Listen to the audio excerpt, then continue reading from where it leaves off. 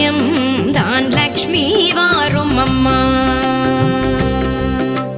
பாக்யம் தான் லக்ஷ்மி வாரும் அம்மா.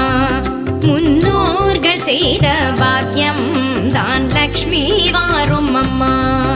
என்னையே சௌபாகியம் தான் லக்ஷ்மி வாரும் அம்மா.